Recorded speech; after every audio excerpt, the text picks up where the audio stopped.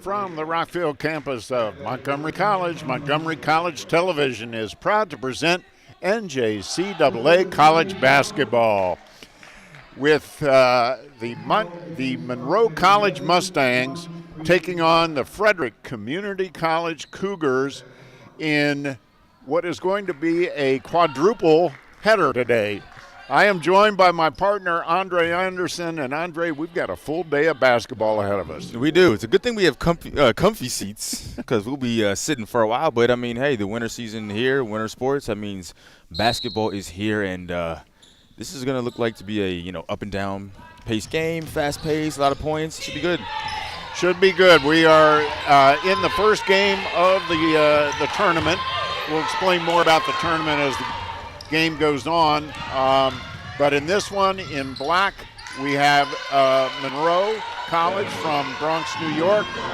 They're taking on Maryland JUCO's Frederick Cougars. They are in the white, and we are underway here in the first of 4 games today.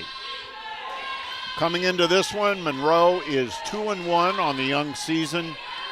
Frederick has played just 1 game. They are 0-1 coming into today. So this is the annual Montgomery College tip-off tournament. They've been holding it now for quite a few years, and it's basically a showcase, a tournament to honor basketball, honor NJCAA basketball, to celebrate basketball, and we've got 8 teams from all up and down the East Coast in action this weekend. So let's pick up the starters real quick while we're in action. For Frederick, number 1, Amelia Robbins. Number 3, Paige Smith. Number 4, who just missed that, Number 5, Kayla Dangerfield. And number 10, Michaela Wright. Starting for the Mustangs from Monroe College. Again, they're in black. We have number 10, Nicole Ben-Cosme. Number 11, number 12, Carlotta Gomez Alonso. Number 13, Emma Wilson Saltos. And number 23, Sharon Brown. Head coach for the Mustangs from Monroe is Camille McClellan. The assistant is Rashidi Akins. Head coach for Frederick is Sheldon Henry. His assistants are Angie Navarez, Alexis Ogren, and Kevin Henry. So we are underway.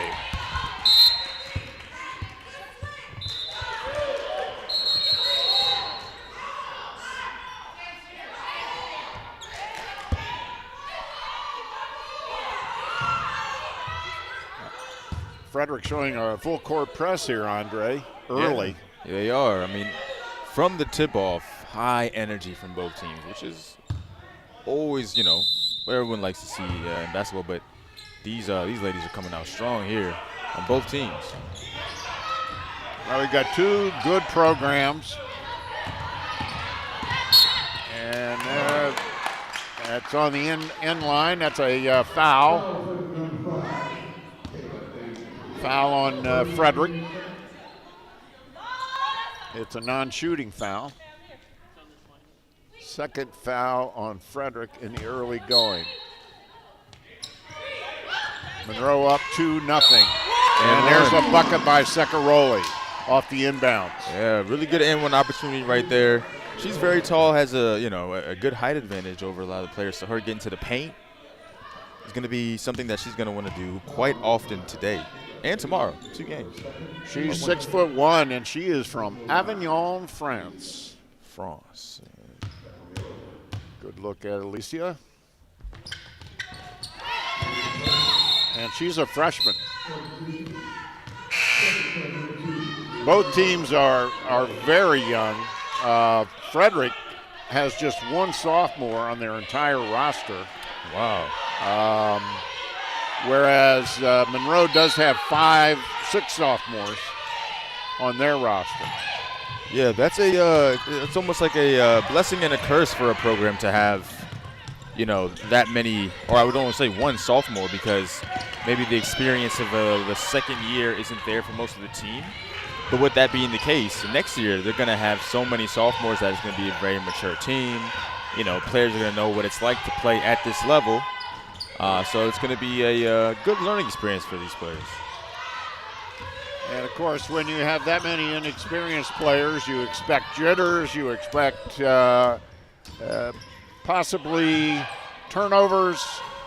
Oh, there's a shot from the corner by Gomez Alonso.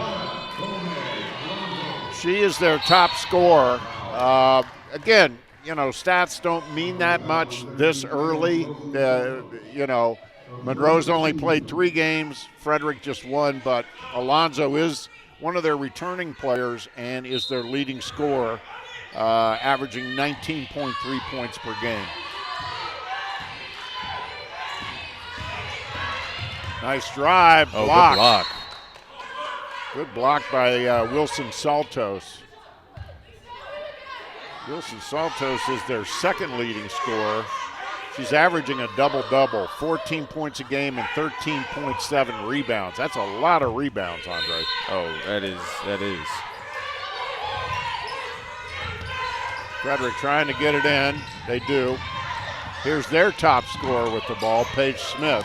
Oh, that's trapping defense. Frederick broke it. great defense. And rebound to Secaroli. It's already 8-0 Monroe. Yeah, and there's a block. No foul called. Nice block there by Jasmine Hardy. yeah, Monroe doesn't seem like they're going to be letting up at all. As I say that, a 3 in the corner from Secaroli. Secaroli just buried that one. Really nice touch. And they are up 11-0 here in the early going. So we have seen a lot of Monroe, Andre, over the last couple of years. Mm-hmm. They are a program from the Bronx, New York. Yeah. And they travel a lot. They do. And I think one of the issues that they have, not so much with basketball, but with some of the other sports, is they don't have, because they are in the Bronx, and anybody who's familiar with New York City and knows the Bronx knows how densely populated and developed it is. Yeah. So, it's tough to find a place to put a soccer field, for example. Yeah, much so. And with that being the case, I mean, we've seen them in volleyball, we've seen them in soccer, now we're seeing them in basketball. And another thing to point out with this Monroe program is how many international students they have. It's actually quite incredible. On every team we've seen, soccer team, basketball team, volleyball team, it's just a bunch of international players. Yeah, they obviously have some kind of international connections. Now the basketball team, there's a good look at their head coach, Camille McClellan. And I got to talk about Camille a little bit because she has an Ohio State connection in her resume. Yeah, that hits close to home, huh? That's right. That's my old alma mater. And but Camille was part of that the Buckeyes women's basketball staff when they won the Big Ten championship a couple or 3 seasons ago. That's awesome. Gomez Alonso, and they set it up.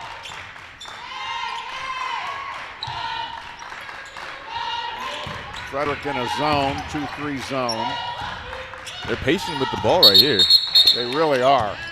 And as I say that, they throw it away. Commentator's curse. I'm already getting it started. Our officials for today are Simon Mabasso, Ed Krug, and Michelle Rather.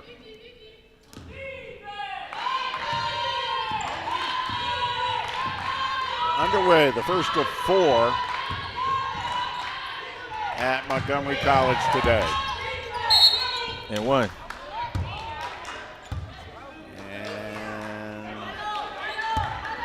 Well, they're not going to give her the bucket. Okay, foul on the ground. Yep. Now it is an N1. A little late on the call there. And that'll put Jasmine Hardy on the line.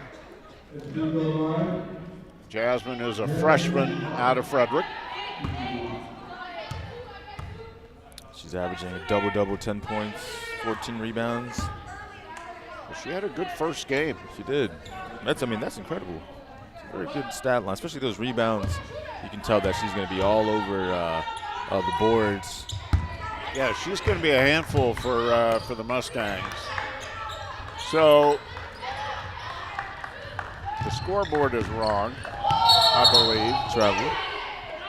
Oh, wow, and one. What a spin move. That's. Oh, they didn't give her a bucket. Okay. Okay, they did not give her the bucket. I stand corrected. So it's 11-1 Mustangs. And there is Saltos. But she fouled getting to the ball. So that's a foul on her. And in for the Mustangs right now is number 32, Aita Yai. Aita Yai from Senegal. She is quite a presence out there at 6'3". And she traveled. Got the rebound, but traveled.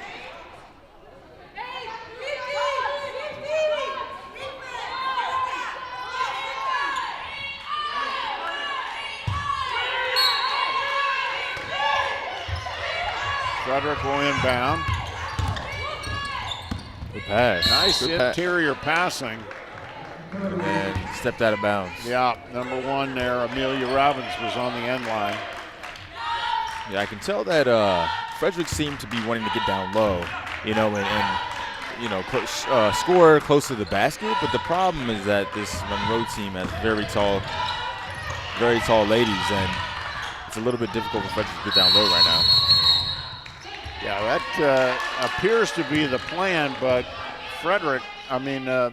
Monroe really has an imposing front court. Also in for Frederick right now is number 2, Brianna Lawyer. She just checked in. Another freshman out of Middletown, Maryland. Pass down low, there's the shot. No good. Rebound to Secaroli.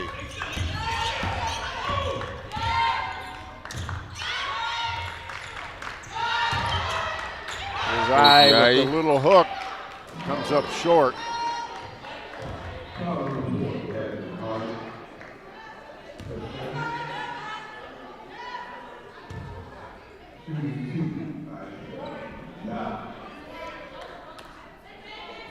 So Yai on the line, should be shooting a couple. It's been all Monroe so far. Frederick yet to score a field goal. Yeah, it's not going to be easy, but they are, creating some chances. They've got some shots off, so I expect some of the buckets to fall fairly soon for them. Hopefully they can get on a roll. And Yai makes them both. She has a soft touch. Very, very soft touch. Noticed that in the warm-ups. Yeah. There's Robbins at the point. Takes it all the way to the hoop and scores.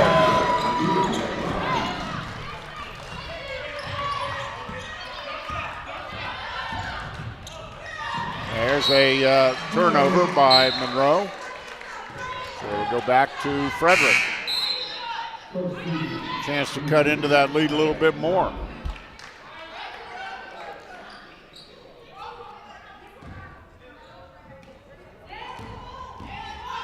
First basketball games of the season for MCTV.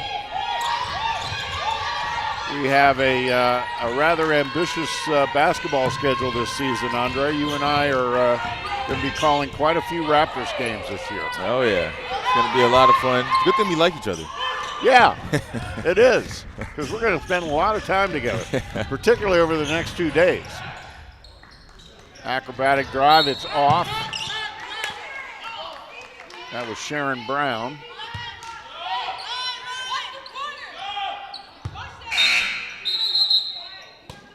Brown is another sophomore. Hometown player right out of the Bronx.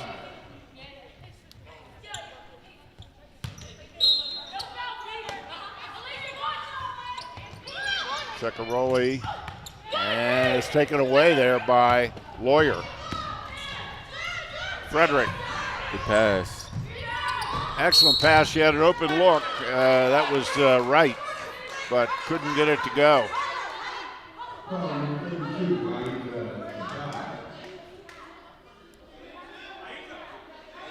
The guy picks up a foul.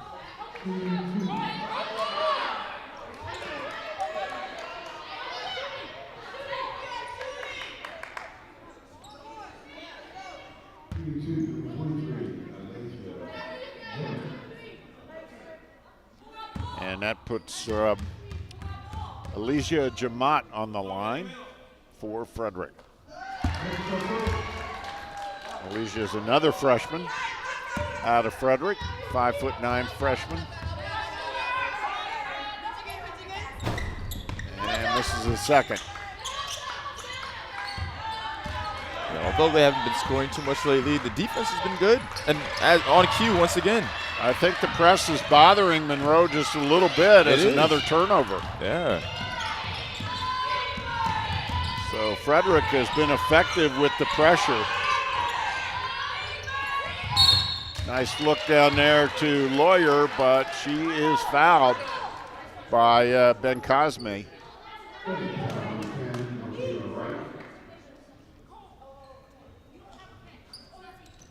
And that'll put Brianna Lawyer on the foul line.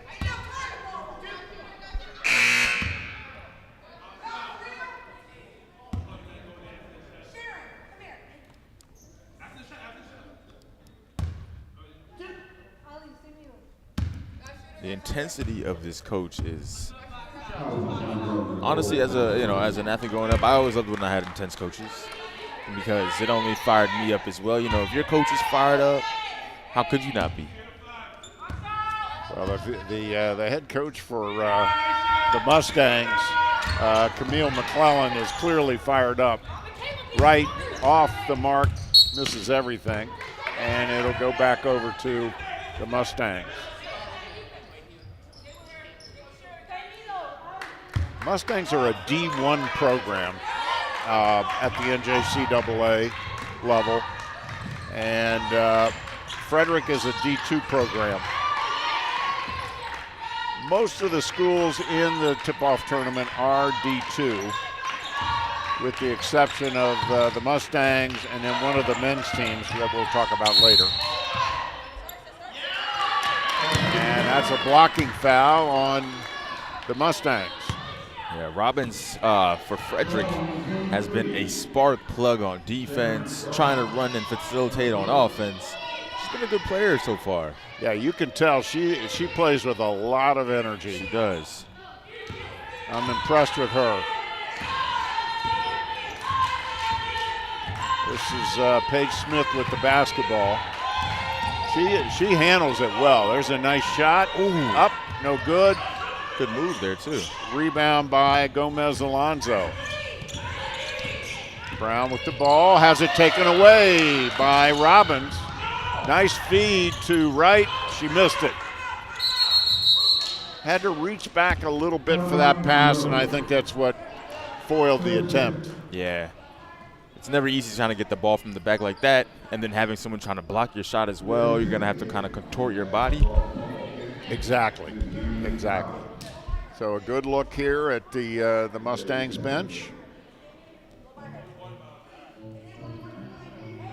Camille McClellan. She's coaching them up right now.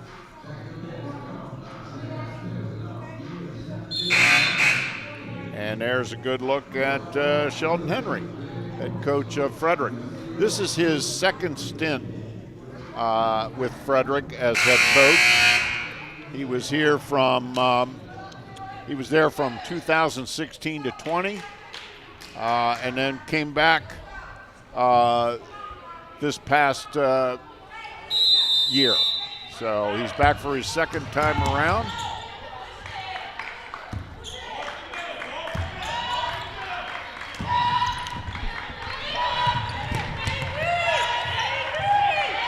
Brown with the ball out top. Gomez Alonso from the corner, and she's fouled. That'll be a three-point foul on a three-pointer, so that's going to be 3 shots. Both teams now with 5 personals. And if you're unfamiliar with the women's basketball at the NJCAA level, the women's games are played in quarters, and the men's games are played 20-minute halves. The women's games are played with 4 10-minute quarters. They changed that rule a couple of years ago. I never quite figured out why. I was literally going to ask why. It's a good thing I didn't, because we don't know the answer to that. I don't know whether it was something coaches wanted, or I don't know. Was it TV related? I don't know. And there is Robbins. There's Robbins again. She's a real spark plug out there. I don't know if she's actually even come out this quarter yet, has she? No, she's play. My guess is she's going to play 35 to 40 minutes. She plays with a lot of energy. She communicates very well out there, and she's very athletic.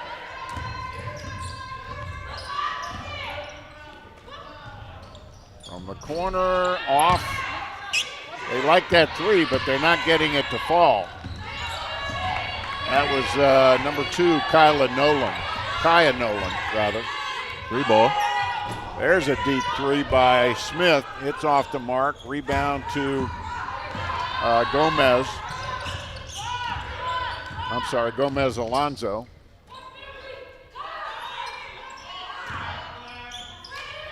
Rolly to Gomez Alonso. 3 deep ball. 3. Nope. Another miss.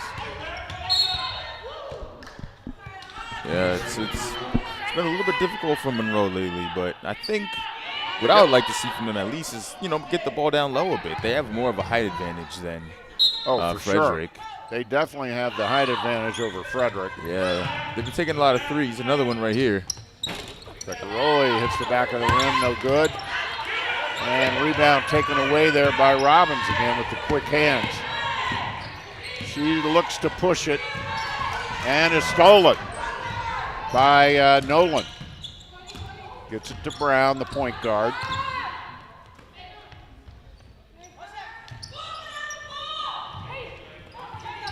Gomez Alonso from deep, and she makes it.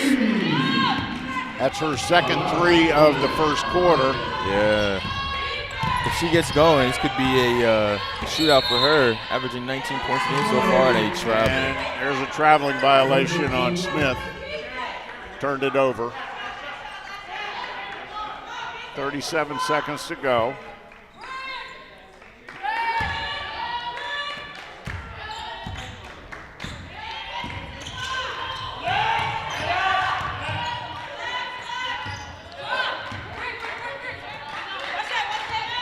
And they'll work the clock here.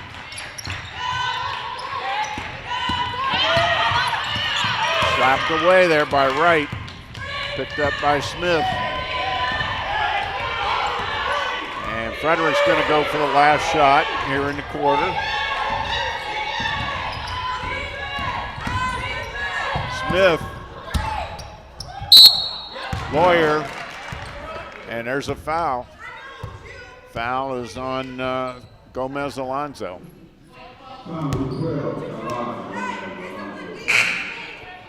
It'll be a 1-and-1. I'm sorry, 2-shot foul. 2-shot foul. So Brianna Lawyer at the line. She's from Middletown, Maryland. It's an all Maryland lineup for Frederick.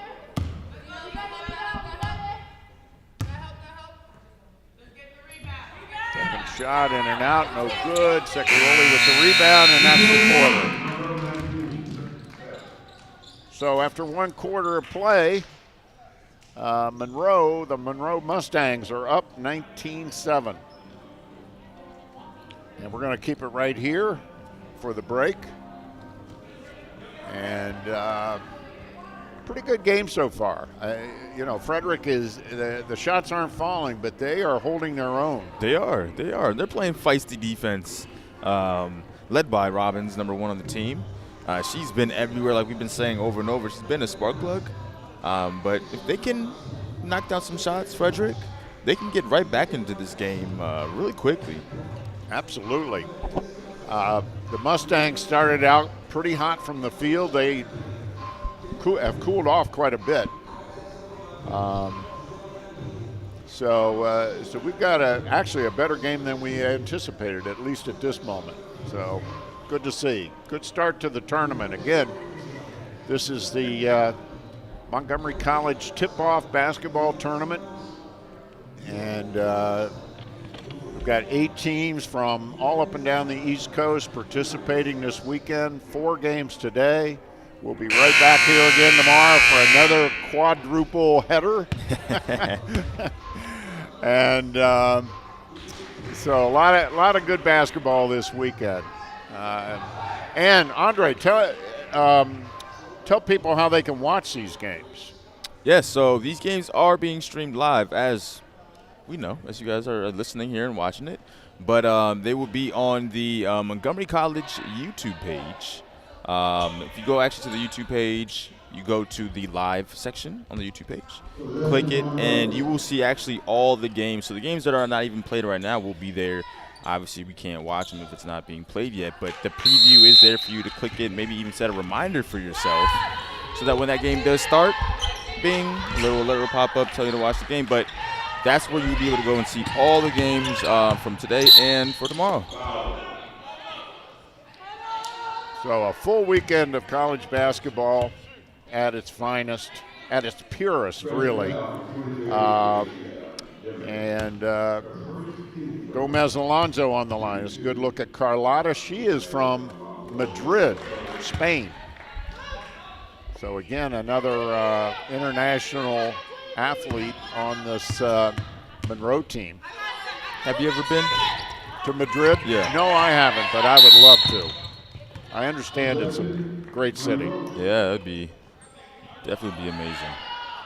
Apparently the nightlife is pretty fun. Oh yeah? Yeah, a young guy like you might want to check it out. Hey, I'm not, I'm just here working. I'm not saying anything. And the food is supposed to be outstanding. Yeah, I've heard that as well. And I'm a big soccer fan as well. So there you Real go. Madrid soccer team is a team I love watching. So that'd also be something that I would love to partake in. And maybe a little red wine after the the soccer Like game. I said, I'm just here working,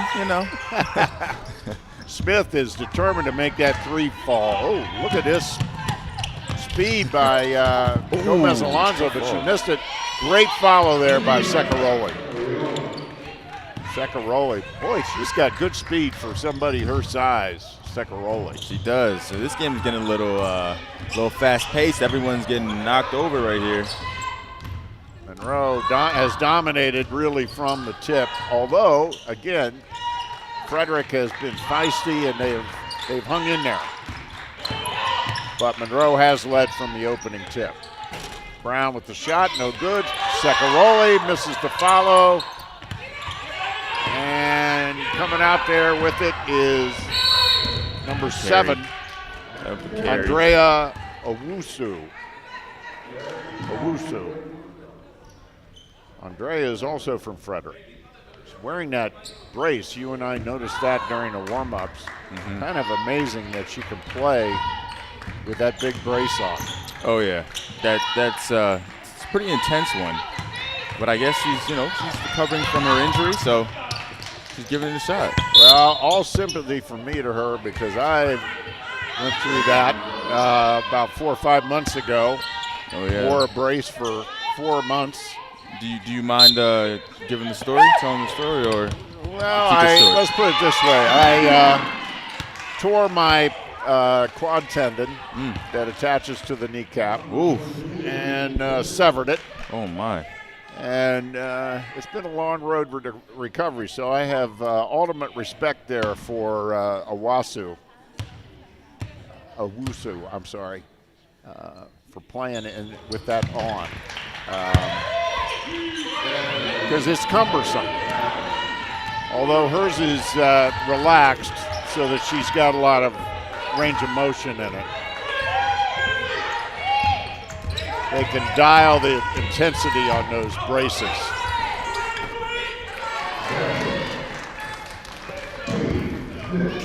Mine, I couldn't move it at all for 2 months.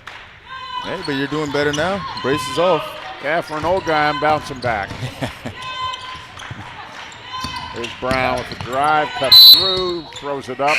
She's fouled.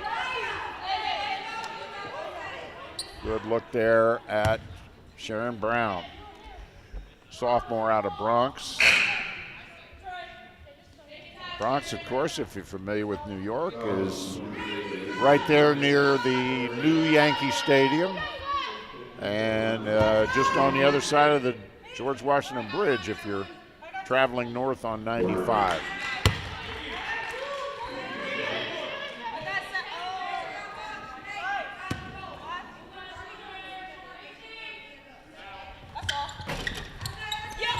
Missed it, and Jamont had the rebound, lost the handle, and it'll stay down there with Monroe. 3 ball. Another 3 from the corner, off the mark. Yeah, they do love that corner 3. They love it. Yeah, Monroe. They've been shooting a lot of them. That's obviously a big part of their offense. And 3-second violation on Monroe. Granted, Monroe's only played 3 games this year. Right now, they're only shooting 24.5% from 3. Something they're probably going to definitely want to improve on as the season goes on. Absolutely. Considering there's a travel by Smith, she's not happy with the call. Good look there again at Camille McClellan, head coach for Monroe. Right next to her is number 10, Nicole Ben-Cosme. This is the first season as head coach for McClellan. I mentioned earlier she was part of the Ohio State women's basketball program. She also has worked at Farley Dickinson and Fordham. So she's had a lot of experience.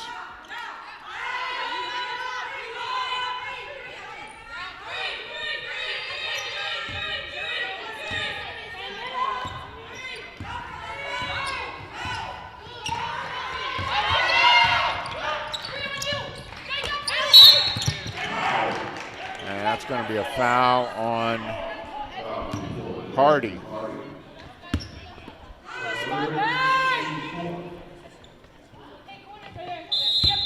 Four team fouls already on Frederick, and we're only we're not even 3 minutes into the second quarter. Yeah, they're going to get into a situation where Monroe might be going to the foul line after every foul coming up soon. Well, 5 team fouls, and you go into the 1-and-1. There's Smith, again short. She's having trouble finding the mark, and she's their leading scorer. Again, they've only played the 1 game. Yeah, so they're trying to still find their groove, you know. But Smith did score 21 points in that 1 game. Nice look down low. That's going to be another foul. And that's going to be on number 5, Kayla Dangerfield, with the push.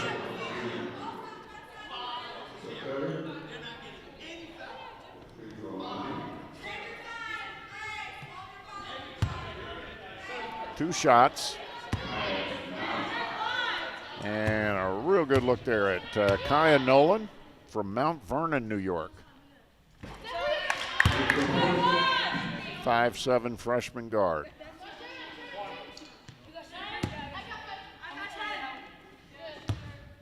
She had 11 points in the, is averaging 11 points so far for Monroe, coming off the bench. Coaches love that when you get some, some instant offense off a bench.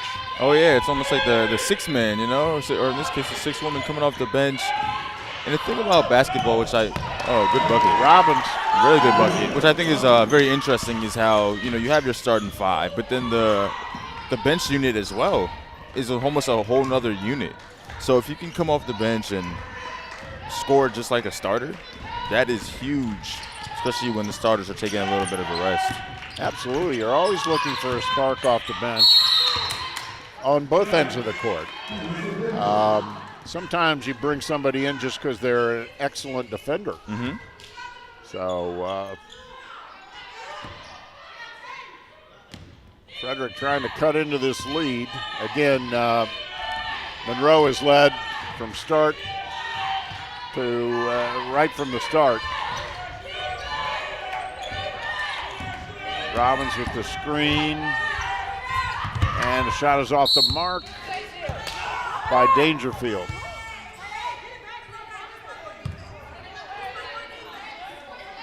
And Frederick will inbound under their own basket. Right from deep, no good. Little bit rebound to the Mustangs. Gomez Alonso with the rebound. Brown. There's Gomez Alonso off the mark. Didn't hit anything that time. There's Nolan. Great bucket. Kaya Nolan has really come in to give Monroe a nice spark. Robbins. No good. Rebound to Nolan. Oop, pass a little bit behind. Smith. Throws it up there. No good. Rebound Secaroli. Secaroli has been dominating on the boards on both ends. We're going to have to check her stats at halftime. She's got a passable rebound.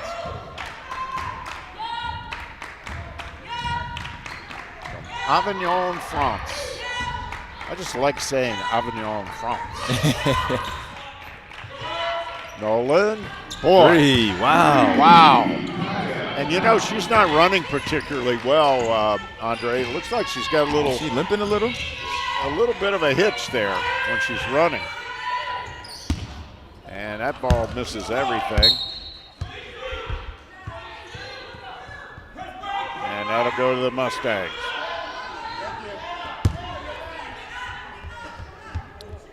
Keep an eye on Nolan, but it didn't look to me like she was running freely.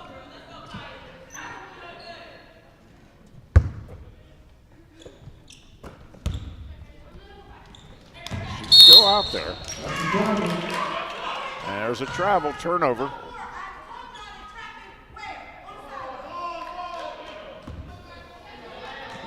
Early in the season, folks, you're going to see a lot of turnovers. Yep.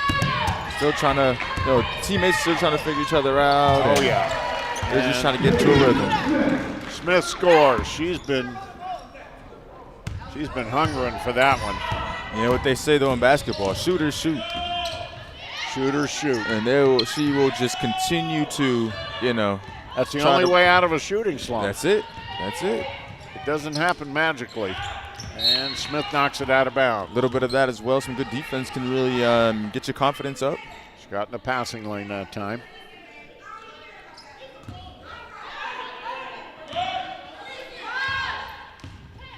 Sharon Brown with the ball. Gets it into. Great pass. Nice feed too. Wow. Beautiful feed there from Secaroli to Gomez Alonso.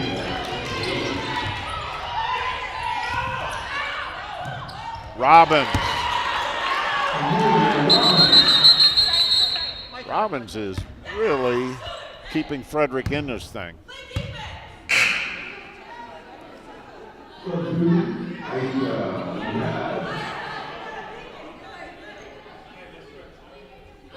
This is a good replay right here. Robbins once again really setting the standard for her team.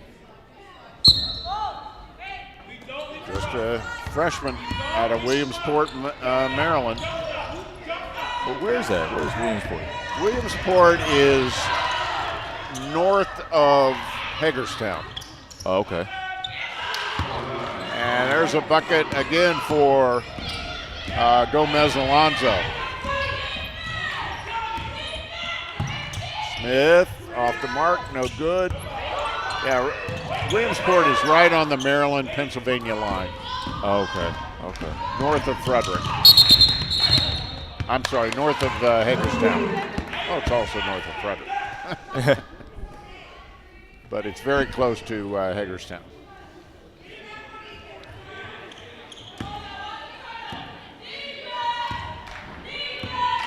Kayla Wright brings the ball up. Very few substitutions for Frederick. They've only gone a couple deep off the bench. I'm gonna say though, Paige Smith for Frederick. Once she starts getting some of these shots to go down, I can really see how she, scored 21 points in her first game. She takes the shot, she gets open shots, she gets open. She's just trying to find her rhythm, but she has a good, good form. I mean, once a couple of them, fall into the net, I can really see her scoring some points today. And she plays with a lot of energy, She lot of does. intensity. I like watching her play, and I think you're right, Andre. I see her getting going. Now, both these teams will play again tomorrow, and we'll talk about that later, of course, but they will be back here tomorrow as, again, we've got 8 games over the course of 2 days, one right after the other, with about 20 minutes in between.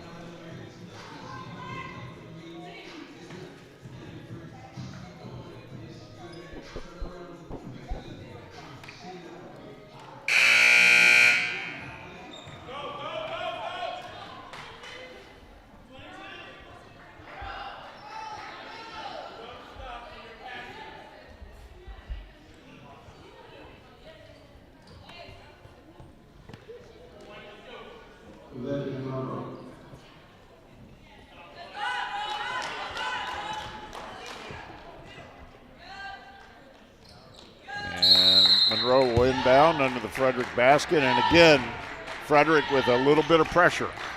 And it's been effective at times. It has. Brown is pushed. And the foul's on Robbins, who cannot believe it. She's open-mouthed. I love her face. She is just like, what? Come on. It was rather ticky-tack, I have to admit. Yeah, but you know how it is as an athlete. It's like you feel like you never foul anybody, even if you tackle them or do something completely illegal. You're gonna say, "What? That me? There's no way. There's no way." So Sharon Brown on the line for Monroe. And she makes, got a lane violation. So they take that point off the board. 38-18. out of bounds. Oh, and Robbins had her heel on the out of bounds line. She took the blame for it, but a better pass and that wouldn't have happened.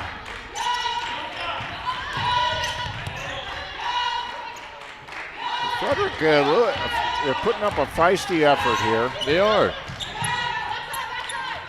3 ball. Off the mark. And Ita Yai is back in, number 32 for Monroe. As they haven't gone too deep on their bench either. No, Saccarelli, she's been in most of the game. Saccarelli has played the entire game, so is Gomez Alonzo and Sharon Brown.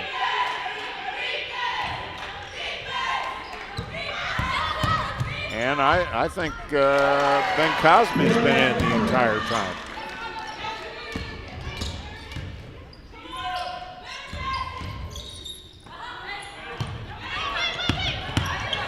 This spin move. That was a nice move, but it didn't fall. Very agile. Yeah, that was a great move.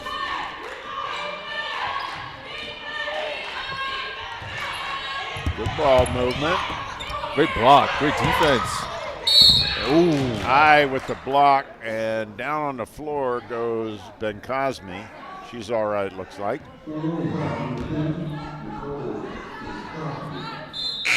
The player that we're not seeing more of right now for Monroe, and a little bit surprised, is Emma Wilson-Saltos, who is their second leading scorer. She's got her warm-up jacket on. I'm hoping she's not injured. She started the game. She's second on the team in points and first on the team in rebounds, averaging a double-double. Well, I will say it's a little bit chilly in the gym. And that's just, coming from, a Jamaican guy who thinks everything below 70 is cold. But yeah, so maybe she's just trying to stay warm. Maybe that's it.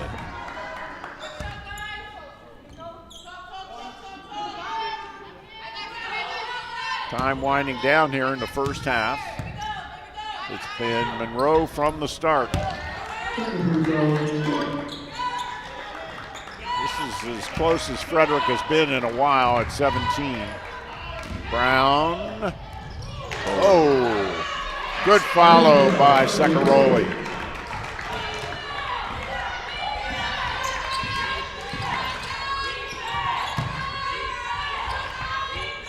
Oh, almost a steal. Great pass behind the back. Brown. 3-ball. Wow, to Michaela Wright. Great job. Nice sequence there for Frederick. Beautiful behind the back pass from Robinson. Wright just buried the three. A couple more of those, they'll be right back into the game. That's the beauty of the three. It can get you back in the game very quickly. There's a whistle, 3 seconds on Nolan. 12.8 seconds to go. Time for one last shot here for Frederick.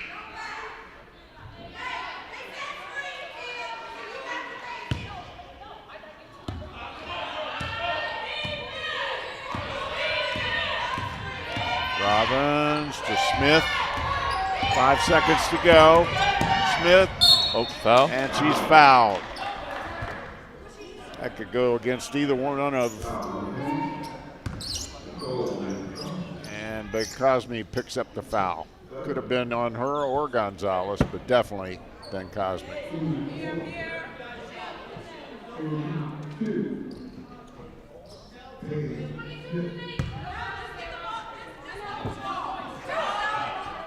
So only 4 team fouls in this quarter for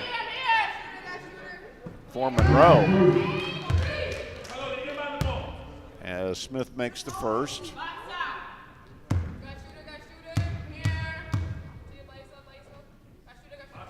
And misses the second. Rebound, right, off the mark. So we have played one half of basketball here, and after one half of play, the Monroe College Mustangs on top 40-25. And Andre, any quick thoughts before we take a break?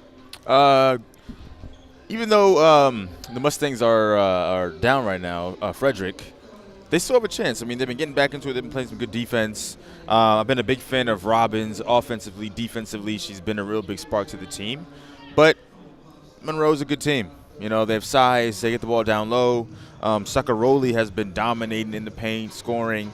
So this should be a really good second half. Yeah, I'm looking forward to it. All right, we're going to take a quick break, and we'll be right back with some very important Montgomery College news. Second half of this one coming up in about 15 minutes.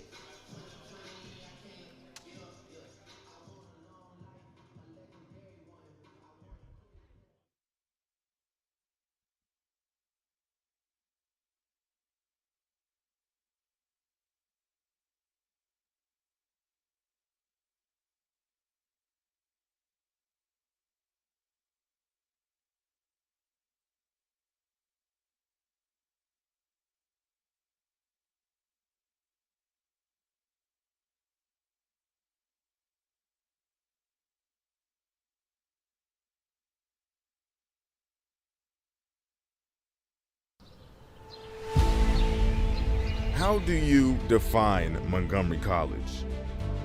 That's the wrong question. It's not how it's defined, it's who defines it. This is a turning point. It's a moment to look to the future and reify your purpose.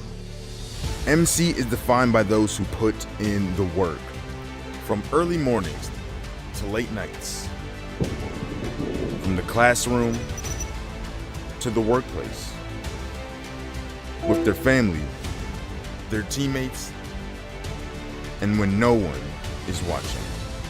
When our students declare to the world, "I am MC," they stand tall, backed by 1,000 experiences that have shaped them along the way, and alongside those who have walked the path with them. There may have been moments of doubt when you were frayed by too much responsibility. Some of you have changed majors and found new inspiration. Through it, you have found the courage to surmount obstacles. If you are the first in your family to graduate, please stand up and say, "I am MC." If you earned a high school diploma and a college degree this spring, if you speak more than one language, if you are older than 50 years old, a military service member, an honor student, if you are a parent or a member of the Montgomery College graduating class, please stand up and say, "I am MC." Those who embody our spirit don't just graduate and move on. Rather, they continue to represent us as the designers of change and the leaders that they've been the entire time. We don't just begin to be inspired by them after graduation. It's that in our eyes, they've been inspiring us every step of the way.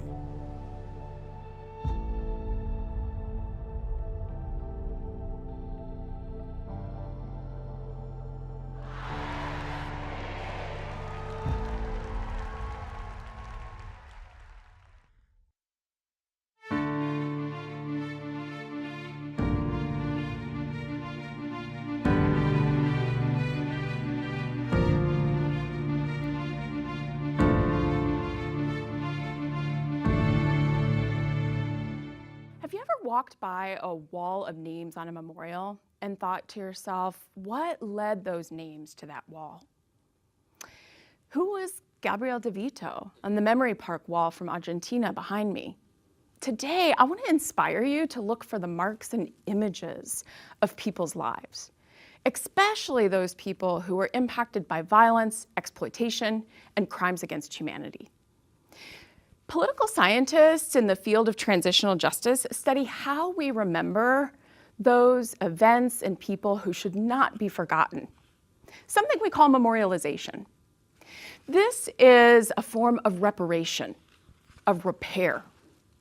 In The Eighth Life, the Georgian novelist Nino Haratiashvili writes, "We decide what we want to remember and what we don't.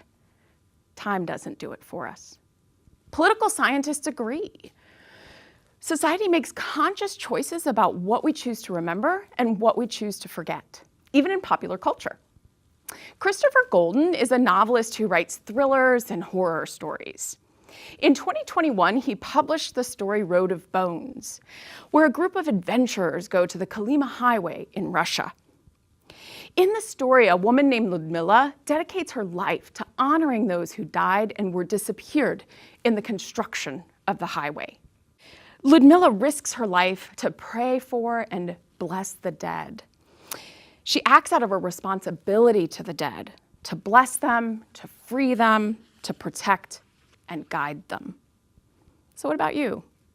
What do you think we should do to remember those who were victims and survivors of crimes against humanity?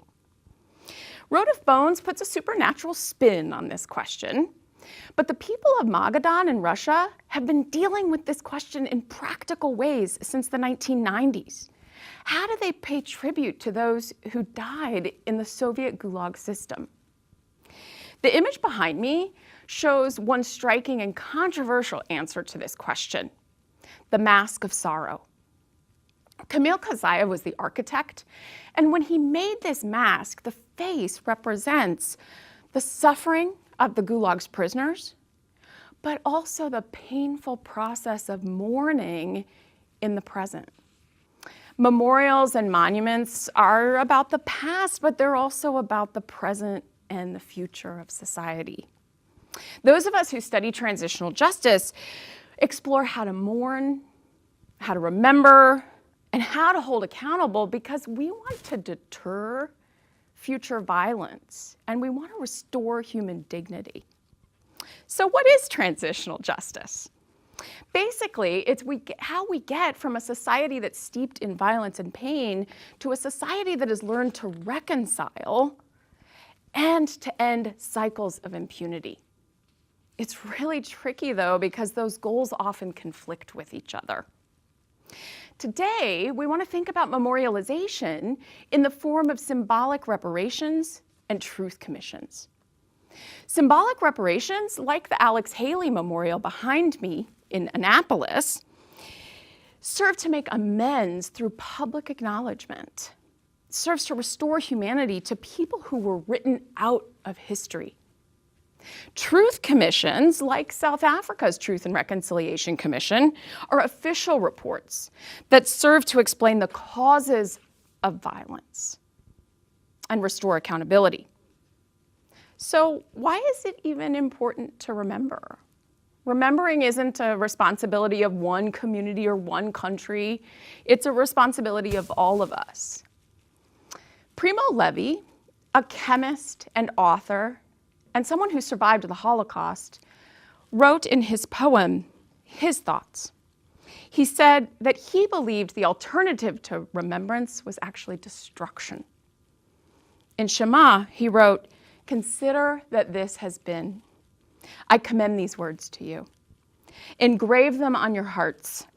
When you are in your house, when you walk on your way, when you go to bed, when you rise, repeat them to your children. Or may your house crumble. Dis-ease render you powerless. Your offspring avert their faces from you." For Primo Levi, if we forget, we're cursed.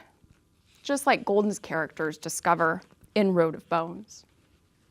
So what do you think is necessary to remember those who've suffered from crimes against humanity? I asked Montgomery College students this question, and they answered that they thought the most important thing was to hear survivors' and victims' experiences and stories. And particularly important was to do this in a way that makes us profoundly uncomfortable. When we allow ourselves to be uncomfortable through their experience, we welcome their experience of trauma and loss. The Ferguson Commission attempted to do this by having painful and public meetings that centered community voices and experiences. Truth commissions try to accomplish what my students advocated for in very formal ways. These are reports created by government, created by civil society organizations that try to explain the causes, the deep structural causes of violence in specific times and places. They seek to register and acknowledge both individual and collective losses. For example, the Canadian Truth and Reconciliation Commission sought to explore the impact on First Peoples of the residential school system in Canada. In the volume providing the testimony of people who experienced the residential school system, the Commission said, the first step in any process of national reconciliation requires us all to attend to these voices, which have been silenced for far too long. The South African Truth and Reconciliation Commission compiled and published thousands of names of people who were harmed in the apartheid system. Why is naming itself so important? Jeffrey Bluestein argues that naming is critical because it restores the dignity of one's having existed. This is particularly critical in the context of motivated forgetting, where societies have deliberately tried to erase the histories of crimes against humanity. Naming is a form of expressive remembrance. It's an assertion that people existed and that they have a place in humanity. The South African Truth and Reconciliation Commission compiled facts about what happened to specific individuals. Here in this report, Gusha's miscarriage is explained after she was attacked by tear gas. It's a form of reparative remembrance because it acknowledges the historical facts of her experience and asserts the accountability and responsibility of the perpetrator. Remembrance creates sites for public debate and public discussion and for the transfer of intergenerational knowledge. In 2012, Montgomery College students created memorials and sites of remembrance for survivors of the Khmer Rouge genocide in Cambodia. These sites created a physical space where students could gather to learn, to discuss, to mourn together, even for those lost in a genocide before these students were ever born. Today, memorials and truth commissions have physical spaces, but they're also moving increasingly online, as you can see in the COVID-19 pandemic memorial recently created. Transitional justice emphasizes, though, that there's huge risks and challenges in these efforts. Memorials and commissions that exclude categories of victims and survivors, that skew the narrative to serve the interests of the powerful, actually reinforce the same political dynamics that created conflict in the first place. One of the truisms of our work in political science is that you have to have community participation and buy-in. When communities are excluded, distrust results. You can see that in Iowa City. Here you see the People's Truth and Reckoning Committee, a response to the frustration with Iowa City's Truth and Reconciliation Commission. So over the summer, I went to Locke, California. Locke was established in 1915 by Chinese American immigrants who played key roles in building the California Delta levee system and agricultural environment. But the stories of Locke started to disappear in the 1950s. Over the past couple of decades, Locke has been trying to resurrect the stories of this community and its contribution to California. In the photo that you see, you'll notice just the fragments of a poem. I would challenge you to try to find this poem anywhere. I've been looking for months. This is what's available and what's left. Peter C.Y. Leung laments, here we are, these Chinese immigrants, the early tenant farmers of America. Our story untold, our words scattered like the fruit's forgotten seed. He mourns motivated forgetting. But there's so much still to find. Where have only our tattered, waiting to be, our forgotten, the panorama? How do we uncover these fragments that have gone missing? Locke's Memorial Park and Monument honors, quote, the industrious Chinese pioneers of California whose strength and sacrifice helped build the Transcontinental Railroad, construct the levees of the Sacramento-San Joaquin Delta, and develop agriculture in the Central Valley, end quote. The history of Locke was new to me when I traveled there this summer. So here's my request and my task for all of you. I want you to find a place of remembrance, and I want you to reflect and try to uncover the stories that that place of remembrance is wanting to share. Better yet, go to that place of remembrance with someone who has a different life experience from you. Talk together, reflect together, honor together, and mourn together.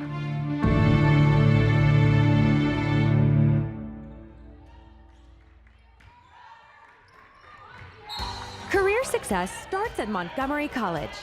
At MC, you can prepare for a rewarding career in these exciting fields.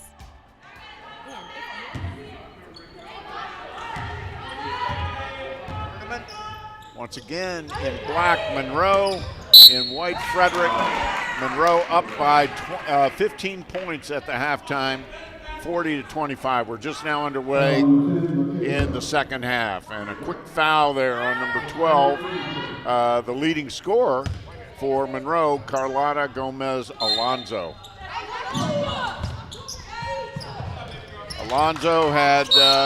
Gomez Alonso had 14 points in the first half. The second leading scorer for Monroe was number 11, Alicia Secaroli. She had 10.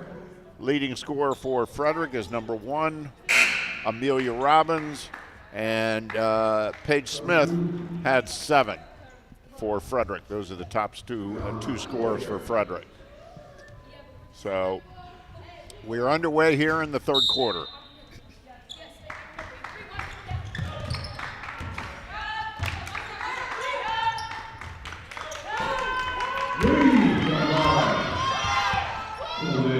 Gomez Alonso from Madrid, Spain. 3 ball in the corner. Getting off to a hot start already. Michael Brown again alongside my partner, Andre Anderson.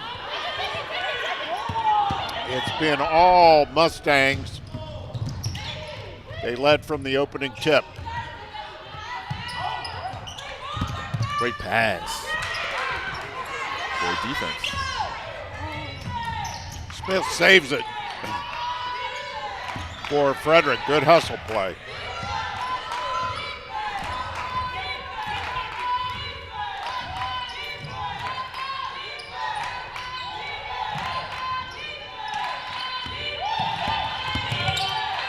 Stop and pop and a little strong.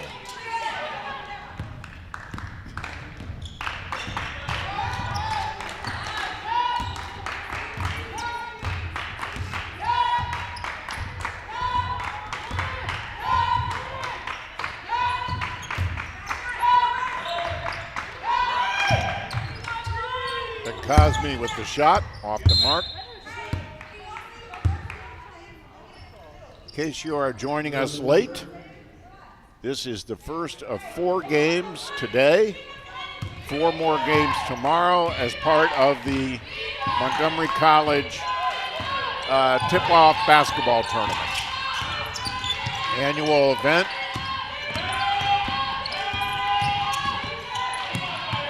Robbins loses control.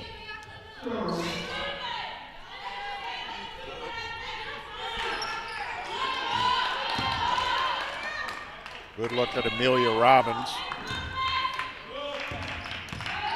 Leading scorer for Frederick.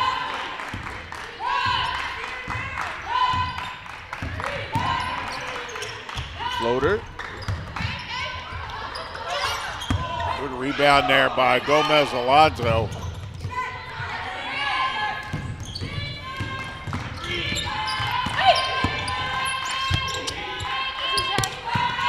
Smith no good. Brown with the ball. Let's set the lineups again for both teams.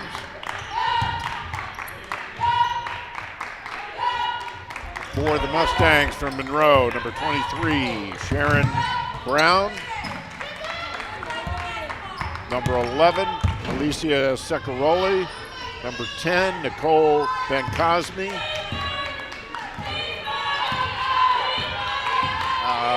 Number 2, Kaya Nolan. And number 12, Carlotta Gomez Alonso.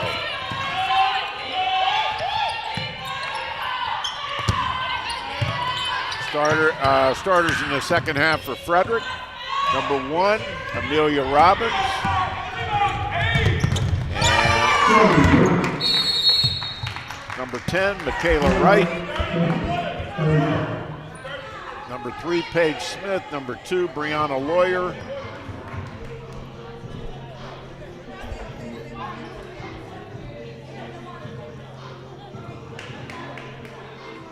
And I got to say, Andre, we were talking in the first half about number 13 for Monroe, Emma Wilson-Saltos, who started the game, played just a few minutes and hasn't been back in. So I'm wondering, she may have been hurt. Maybe perhaps we missed that. Yeah, we might have. Although I don't recall it. But it's unusual that she's not out there, considering she's second on the team in scoring and first on the team in rebounds.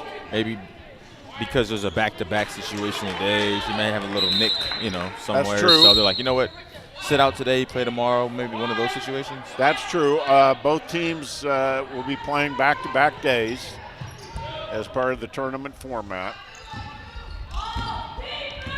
So that very well could be it, or perhaps she came in and maybe was not 100% to begin with, and the coach said, you know what, let's give her a day off. So, and just as we say it, in she comes. Yeah, in she comes.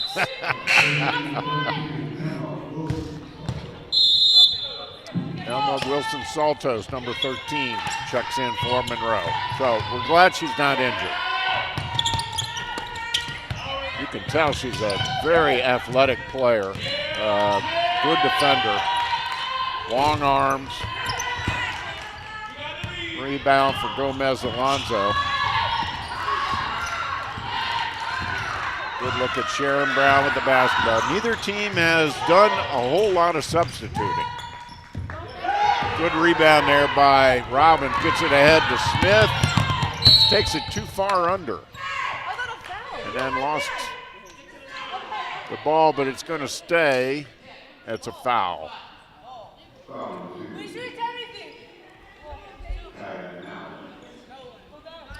So that's going to put Smith on the line.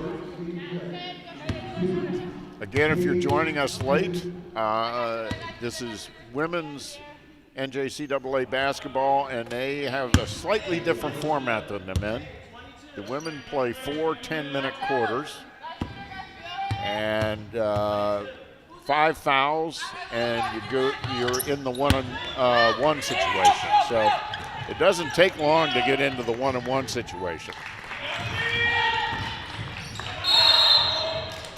There's a travel by Nolan. Again, she's not moving well. Not at all. Seems to be that left ankle or something. Looks like the left ankle or left something. Calf or thigh, something on the, it's the ankle. Yeah. She just bent down to touch it. She's clearly uncomfortable out there. Lawyer, no good. Rebound to Gomez Alonzo. She's been impressive. She has been.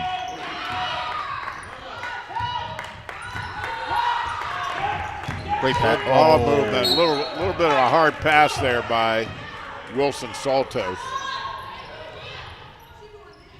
And turns it over. Bringing up the ball is Michaela Wright. Giving Robbins a little bit of a break from the ball handling duty. She's done the majority of it. Smith from way downtown. Oh, there it is. Nothing but net on that one. There it is. Smith had 7 points in the first half. Took her a while to get going. She is the leading scorer for Frederick coming into today's game. Loose ball, Robbins gets it to Hardy, and her shot's off the mark. Smith wanted that 3, turnover. And a foul on Robbins, or I'm sorry, Hardy to boot.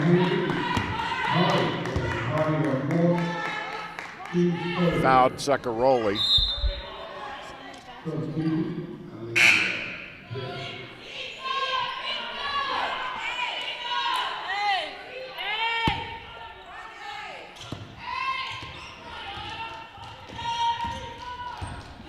Secaroli took an elbow in the stomach, and she was checking to make sure all the parts were still there. Yeah, that's one thing about being down low in the paint. It's elbows are going to be flying. Hands are up trying to get rebounds, so you got to watch out not to get kind of hit in the head or the ribs. A lot of trapping in there. Oh yeah. Alacia Jamont is now in for Frederick. She played a little bit in the first half. Robbins, ooh, nice drive. Great drive by Robbins. Julia Robbins has really impressed us today. Gomez Alonzo out top to Brown.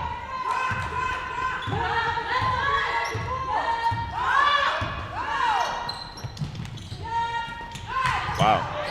That was Nice a give and go there. So Nolan, despite favoring that ankle, has been a big contributor.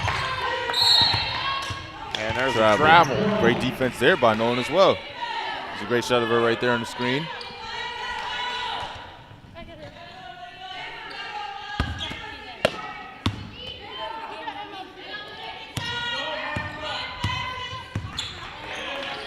A bit of pressure again from Frederick.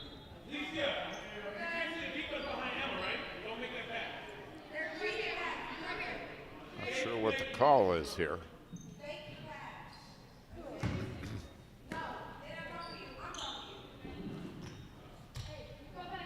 Have an issue with the clock. Definitely an issue with the clock. Because all of a sudden we had 32 minutes left in the quarter. Wow. New rule. Third quarters are 32 minutes long. We're back to square one here. I'll tell you what, Nolan is not 100%, but you wouldn't know it from this little exhibition.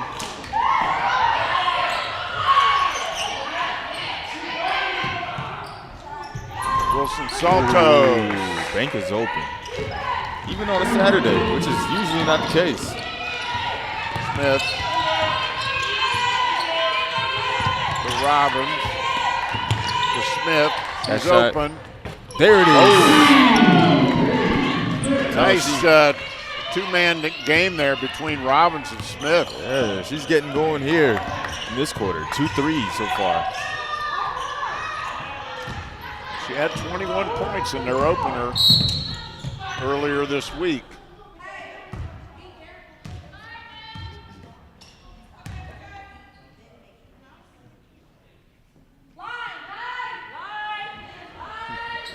Robbins is very expressive.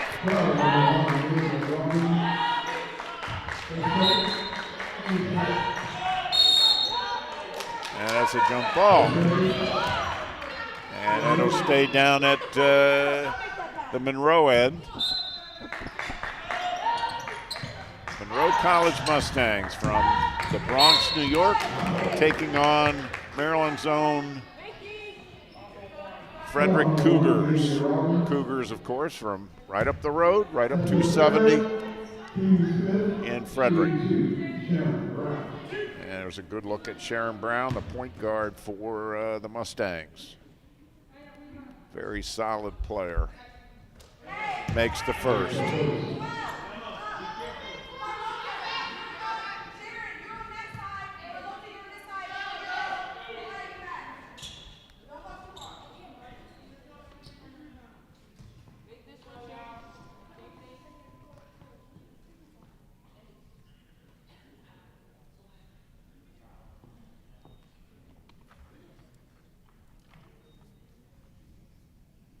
I'm not sure what the holdup is here, but Brown shoots the second and makes them both.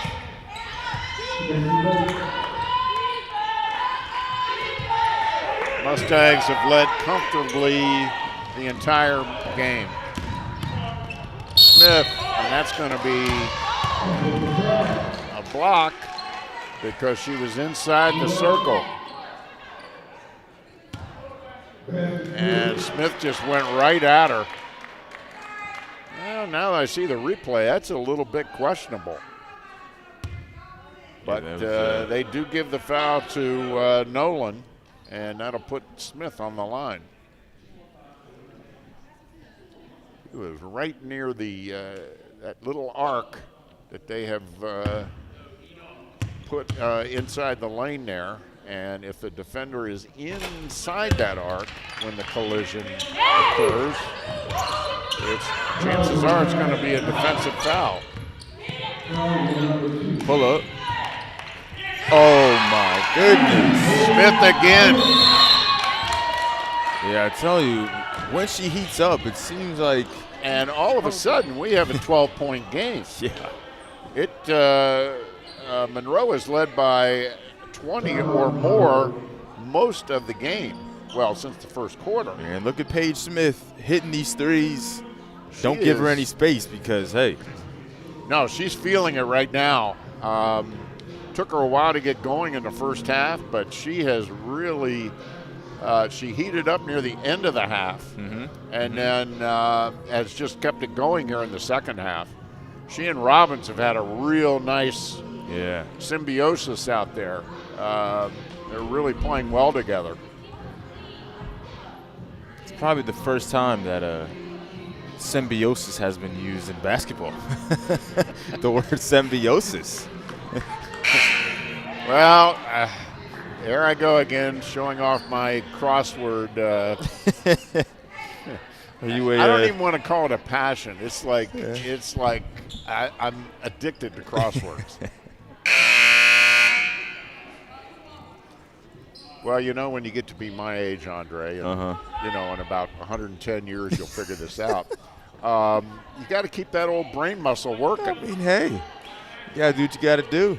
Are you a New York? What is it, the New York? I'm a New York Times guy. Yeah, New York Times crossword guy. Yeah. Okay. Oh yeah. So at least I know about that. I love the Sunday New York Times. There you go. It's the hardest one of the week. I love it. It's nothing like receiving the old school paper. It's the holy grail of crosswords. The crossword was invented by the New York Times. Really? Yes, it was. Fun fact of the day. Potentially useless fact, but it is a fun fact. I was also going to say, depending if you think crossword puzzles aren't fun, then it'd be a non-fun fact of the day. Another timeout on the floor.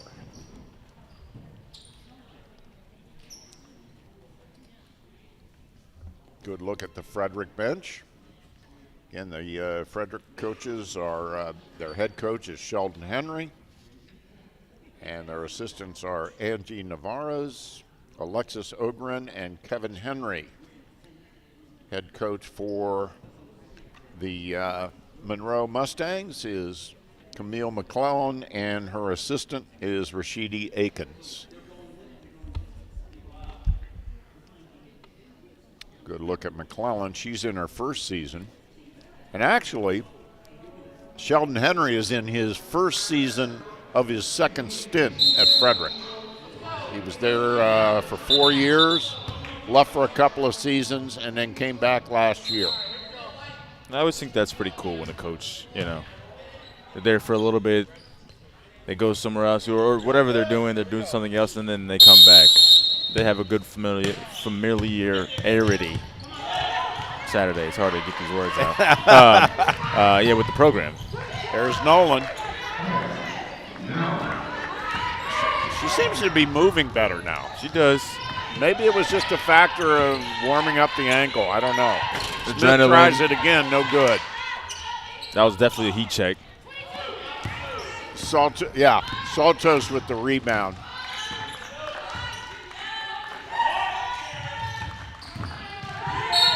And there's Saltos. So she didn't play much during the first half, but she's come back here in the second half and is having an immediate impact. That was a nice move. Mm-hmm. Very nice. As she got by Jamat. She had the size and the size advantage. And she put it to good use. Makes the foul shot. So quickly, Monroe recovers and pushes the lead back up to 17. In for Frederick is number 7, Andrea Owusu.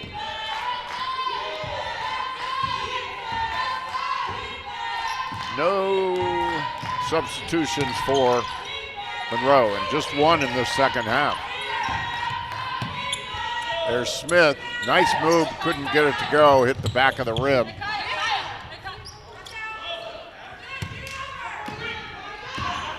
Now Nolan limping again.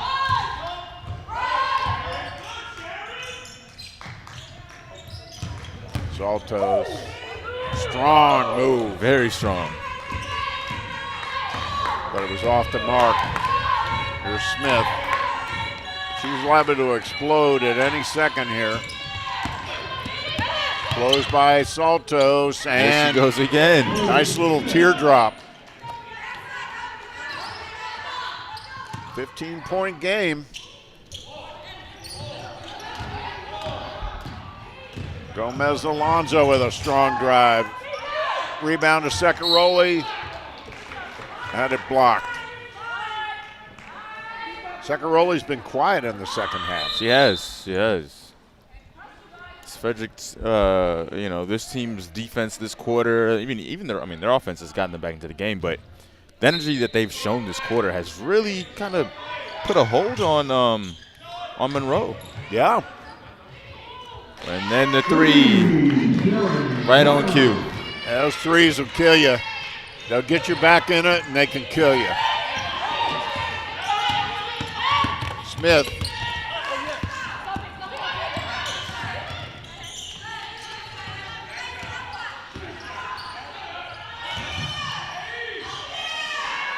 Great job. Wilson, Saltos.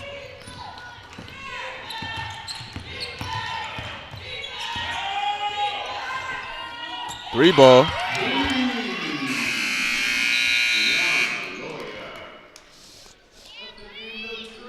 And that's the quarter. And Monroe maintains the lead, 63-46. And let's talk about what's ahead of us for the rest of the day. As we mentioned, it's a four-game day here. Coming up next, about 20 minutes after the conclusion of this one, we've got the Union College Owls from New Jersey taking on the Paul D. Camp Community College Hurricanes from Virginia. And then at 5 o'clock, we'll see the Montgomery College Raptors, one of the homestanding teams, one of the hosts. They'll be taking on one of their longtime rivals, the Nova Nighthawks. Mm-hmm. And then in our final game of the day, we'll see the Raptors men's team taking on the County College of Morris Titans. And so both teams in that one will be looking for their first win of the season. So that is our schedule. Each game the succeeding game will start about 20 minutes after the conclusion of the prior game. So a full day of basketball, and then we've got 4 more tomorrow.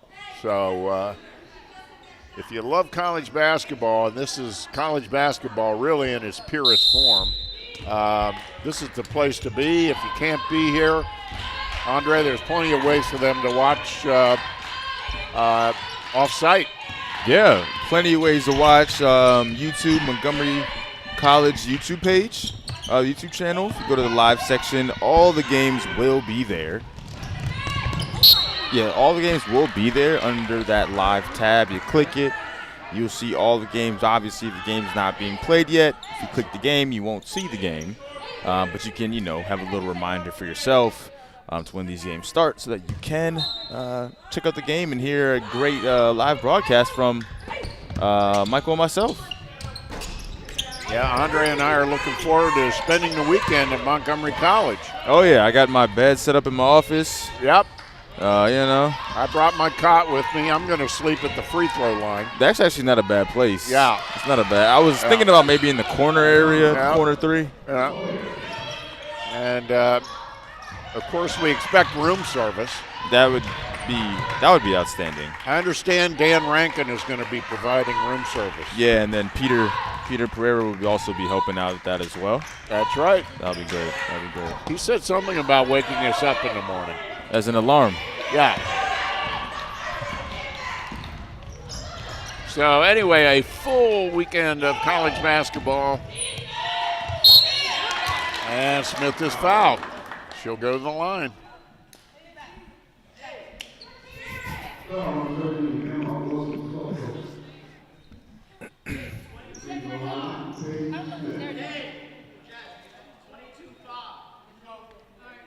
All right, Paige Smith. I tell you, I love the energy that she plays with.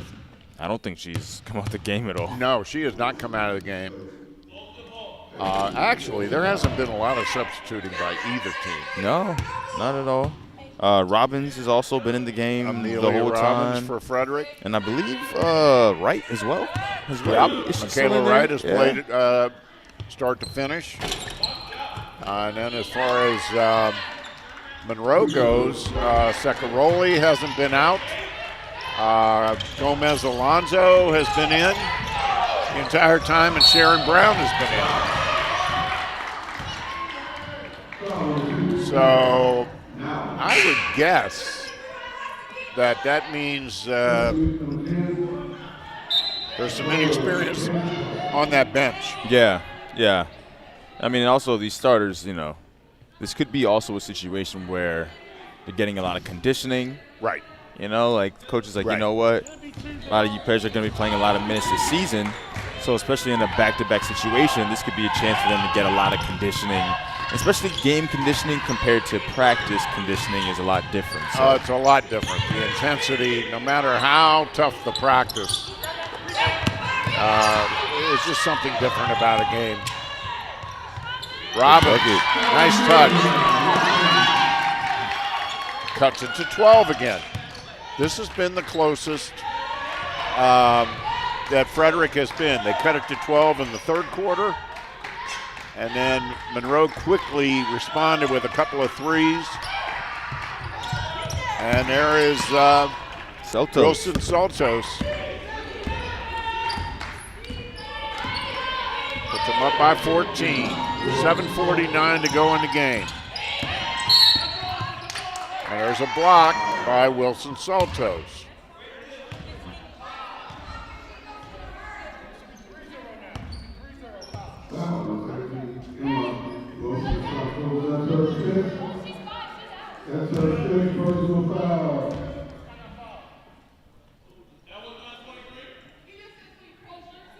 And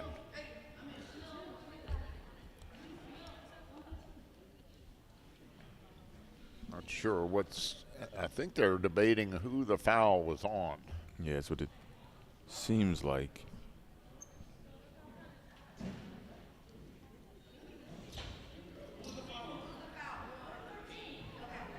And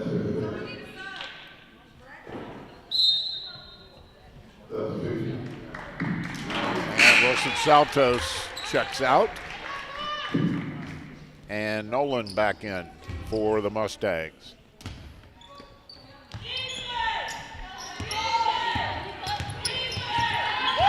.point game, 7.5 minutes to go. And a turnover.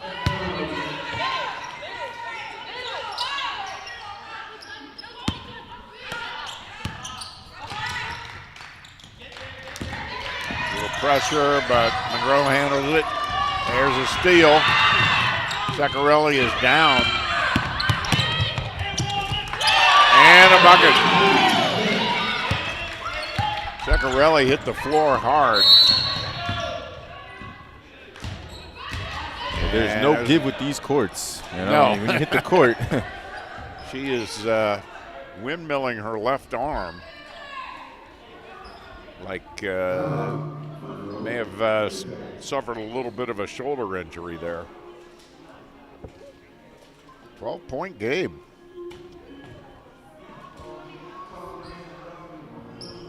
Yep, it's a couple threes. 1 3, 1 stop, another 3 again. Boom, game on.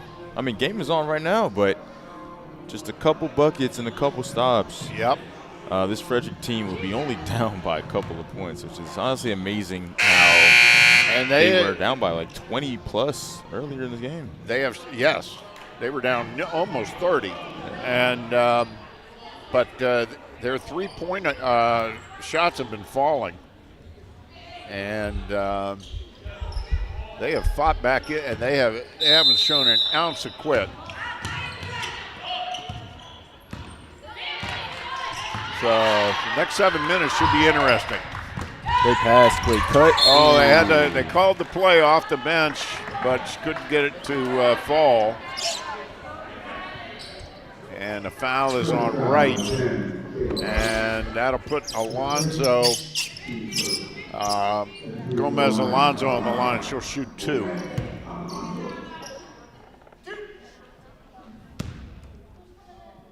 Just 3 team fouls for the Mustangs and just 1 for Frederick so far in this quarter. Again, 5 team fouls and you go 1-1.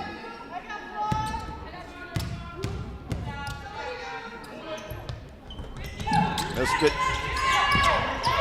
Oh, stolen by Gomez Alonzo. Forced it up. And the ball will go to Frederick. So Alonzo with the steal, but then she kind of forced it up there. And the ball was turned over to Frederick. Lawyer to Robbins. Smith always moving without the basketball. Robbins. Good bucket. Wow, great Jasmine shot. Hardy. Got a hand in her face and Great defense. Ooh. almost a steal there by Frederick. Now we got a tie-up situation. Lawyer puts it up. In and out. Boy, in and out. That could have actually brought them to their closest deficit of the game. As it is, they've got a 12-11. And We almost got in the action. we almost got in the game there. Put me in, coach. I won't do too much, but I'll give it a shot. I might make 2 trips, maybe 1 trip up and down the court.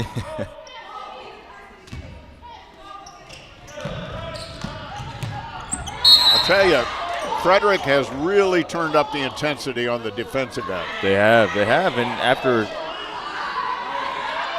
the majority of their players not coming out at all, they still have a lot of energy running up and down.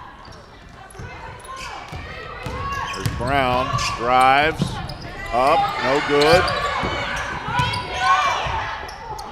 Great steal. Out, steal by Wright. Oh! She had Nolan right behind her and maybe paid a little too much attention to Nolan. Kind of forgot where she was on the court.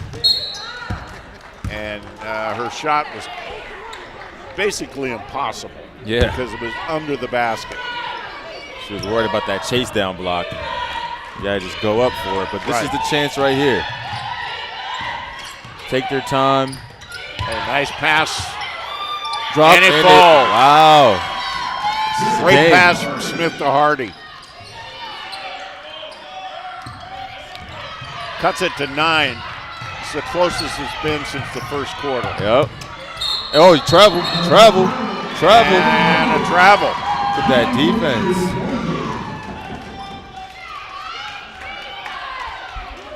Defense forced that turnover. And here comes Smith. Plenty of time. Over 5 minutes to go in the ball game. Smith. 3 ball. And we got a foul.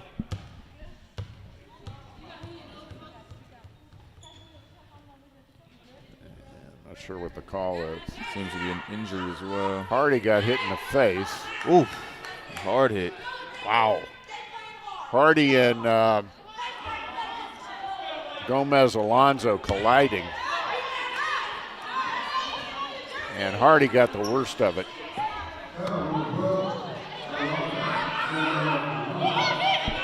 Foul is on Alonzo. That's the 4th team foul on Monroe. And Robbins will inbound it under the Frederick basket with 5 minutes to go. 9-point game. Out to Lawyer.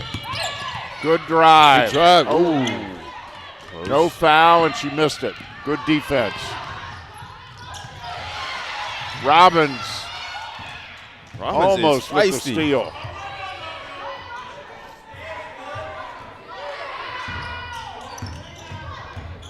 Brown. Don't jump. Good block. Oh, beautiful wow, block. Great defense.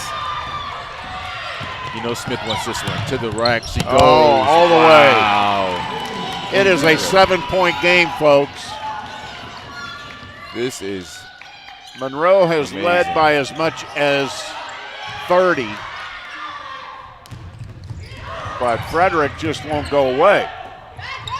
Great pass. Nice feed to Nolan from Saccarelli. Yeah, Saccarelli. Beautiful.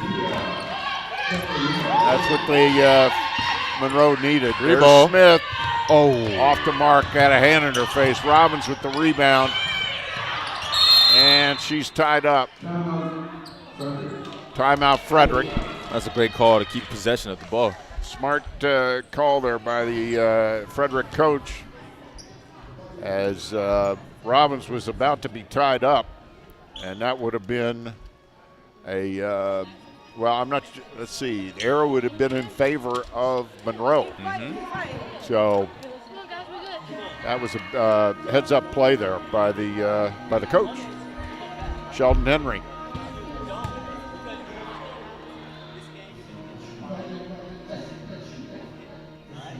It has been a rough second half for Monroe. They led by 15 at the half. They led by 12 at the first quarter, 15 at the half, by 20 at the third quarter, and it's now a 9-point game. That is a testimony to the coaching of Frederick and the never say die attitude of the players. It's just something that they can take, you know, with them throughout the season. Say, hey, we went up with the D1 team right here. We were down by 20 plus, and we rolled back. We never gave up. We continued to fight, and they shot those threes. They let them things fly.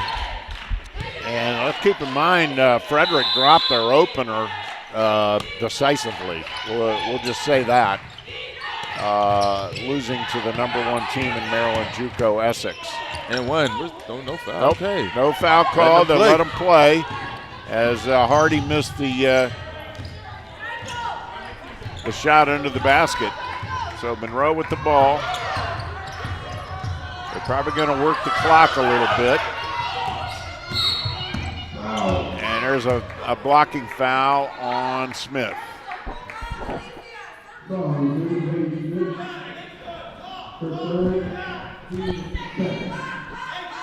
Smith is going to be a tired young lady tonight. She is. A lot of rest after this. She's had herself a good steal once again. Oh, right, good try. almost came up with a steal. That was good hustle play. Rebound. Saccarelli misses the three, rebound to Brown, and she's fouled.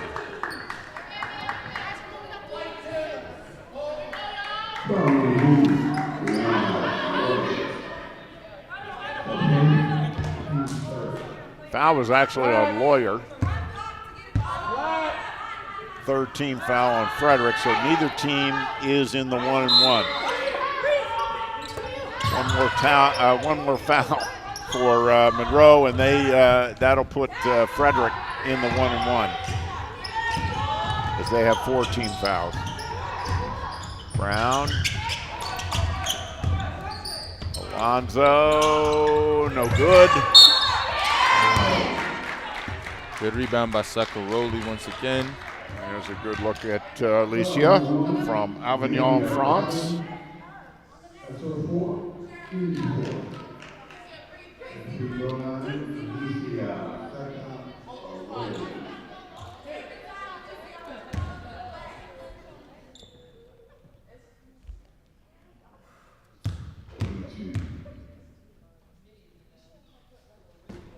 Shot is off the mark.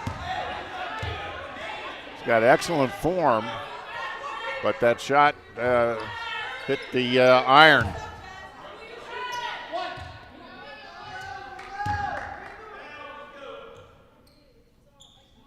.258 to go in the game.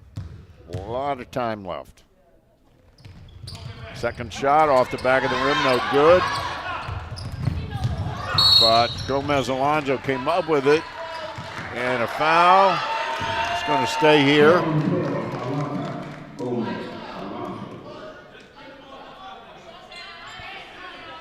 I take that back. Foul is on Monroe, and that will put Frederick into the one-on-one. Michaela Wright, 5'2" freshman. I'm sorry, 5'2" sophomore, the only sophomore on the team out of Germantown. Misses the first.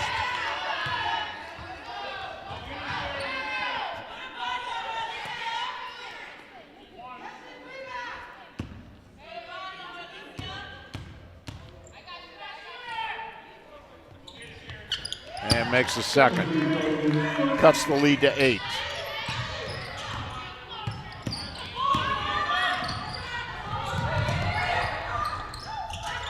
Out to Brown. See if she works the clock a little bit. Doesn't look like it. Oh, wow. Legal screen, or legal, yes. And foul on Frederick, or I'm sorry, on Monroe, offensive foul. It's a turnover.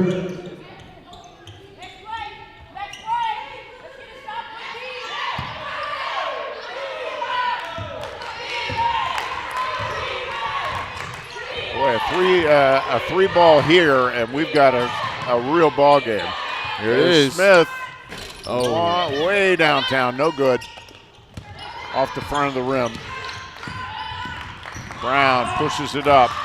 Let's see if they work clock. great Here's defense. a steal by Smith. And she uses her body, but nope, it just wouldn't fall. Yeah, those fast break layups with defenders chasing you down it's not as easy as it looks. Not easy at all. No, she did a great job getting the shot off, using her body as a screen, but a little too much on it. And there's a jump ball situation. It'll stay down there with Monroe.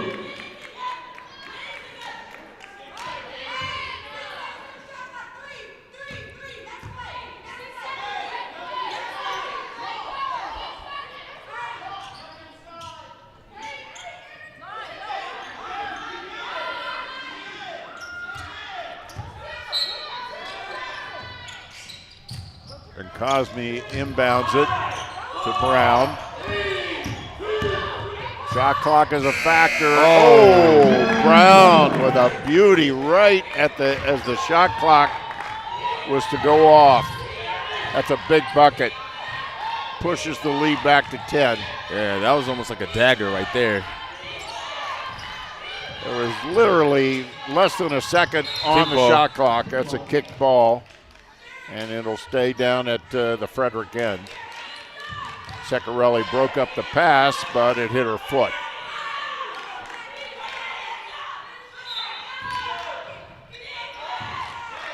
There's Smith. Change of pace. Ooh. Beautiful move, but she's fouled. She'll go to the line and she'll shoot 2.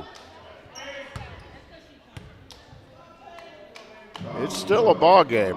It is. It is. Knock these two down, only down by 8. Quick stop, quick bucket. I know they're going to look for threes, especially going with the min 13 left. The 3 ball looks like it's going to be shot a lot coming up. Makes the first.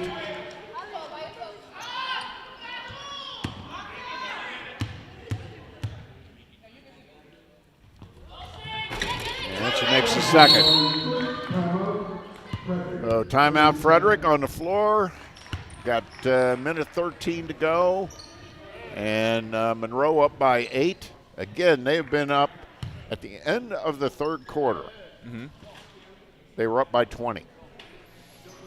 63 to 43. Yeah, it's not like it was like the second quarter or something. It was literally just the last quarter. They made a really big run quickly. So far this quarter, Frederick has outscored them 19 to 7. Wow. And as a result, we've got a ball game. That's some good math, too, by the way. Really good math. I used all my fingers and toes on that one. And my abacus.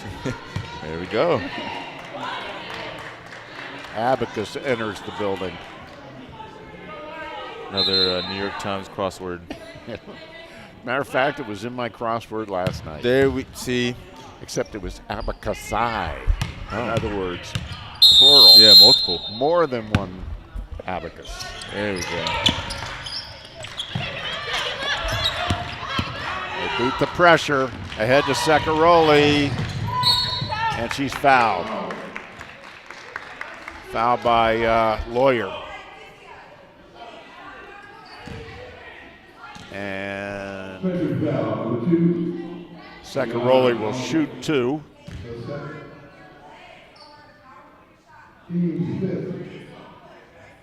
Shooting 2, Alicia Secaroli.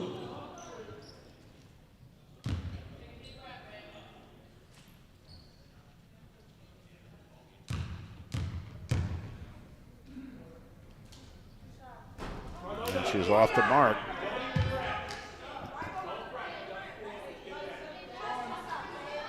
She has struggled from the foul line this year. She has. Again, small sample. This is only their 4th game of the season. Second shot up, no good.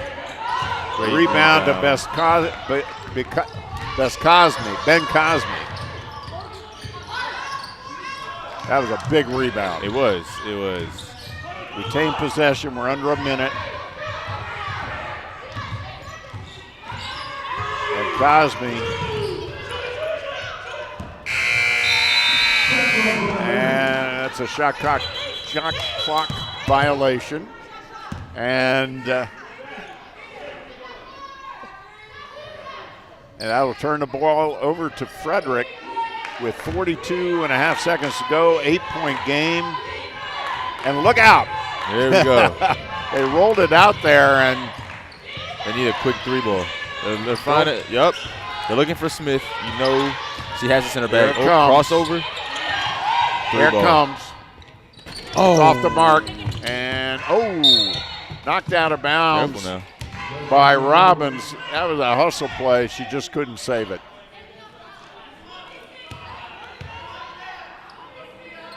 So 26 seconds to go, and it's starting to look like Monroe will have this one.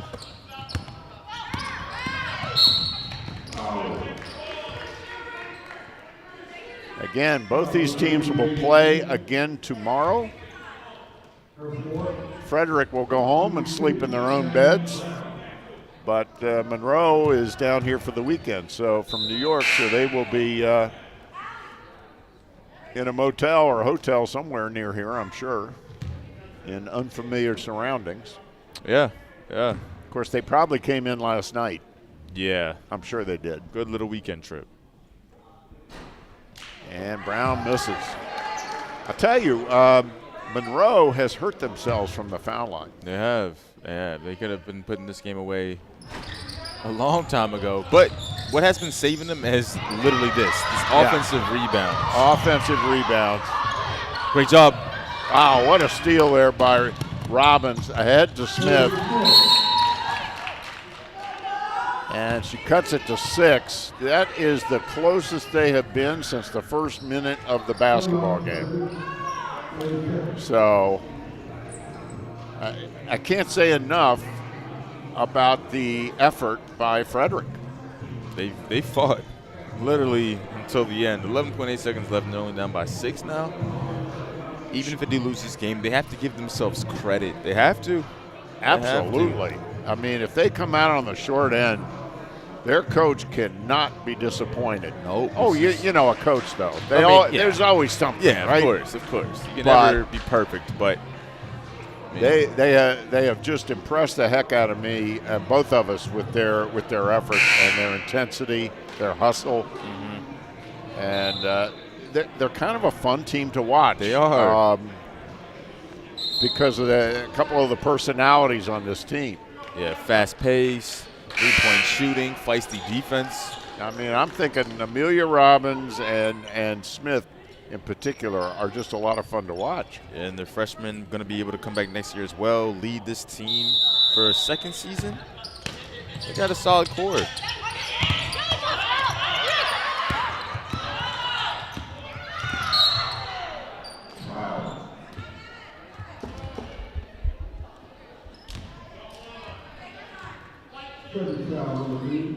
All right, 7.2 seconds to go. This one is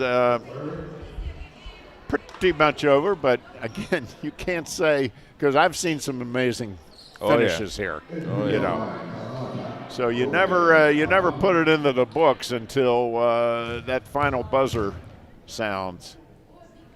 And there is Gomez Alonso. She's been solid from the line.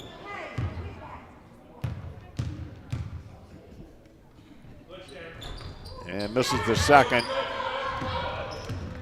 Robbins with the push. Smith, desperation three, off the mark. And that is the final. So Monroe, and I'm going to say this with no apology, Monroe holds on for the win. They literally held on for the win. Great effort by Frederick. Actually, a very entertaining basketball game. Both teams played very hard, and both coaches have got a lot to work with. They do. After this one. So we are going to take a quick timeout. Don't forget, in just about 20-25 minutes, we'll be getting the second game of our day underway with two more to follow. In our next game coming up, like I said, in just about 25 minutes, Paul Camp Community College will be taking on Union Community College. And so for Andre Anderson, I'm Michael Brown. We'll see you back here in about 20 minutes.